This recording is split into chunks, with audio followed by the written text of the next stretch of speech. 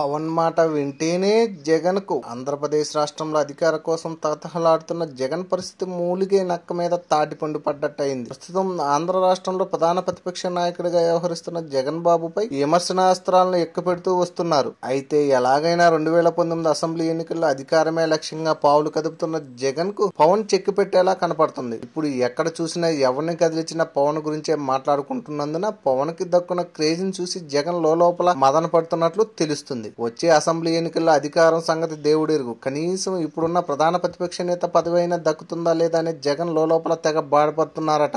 జనవరిలో Visakha RK beach వద్ద నిర్వహించాలనుకున్న హోదా ఉద్యమానికి పవన్ జగన్ మద్దతిచ్చారు. అప్పుడు పవన్ వర్సెస్ జగన్ గా కనిపించింది. హోదా విషయంలో జగన్ కు ఉన్న చిత్తశుద్ధి పవన్ కు లేదని గతంలో రోజా ఇతర వైసీపీ నేతలు ఆరోపించిన సందర్భాలు ఉన్నాయి. అయితే ప్రత్యేక హోదా విషయంలో పవన్ వరుసగా సభలు నిర్వహించారు. ఆ తర్వాత విద్యార్థులకు పరీక్షల నేపథ్యంలో ఆపినట్లు చెప్పారు. ఇప్పుడు కేంద్ర ప్యాకేజీకి చట్టబద్ధత కల్పించే దిశలో అడుగులు వేస్తుంది. కాబట్టి పవన్ ఏం చేస్తారనేది ఆసక్తికరంగా మారింది. ఆంధ్రప్రదేశ్ రాష్ట్రంలో అధికార కోసం తగదలాడుతున్న జగన్ పరిస్థితి మూలిగే నక్క మీద తాటిపండు పడ్డట్టు అయింది.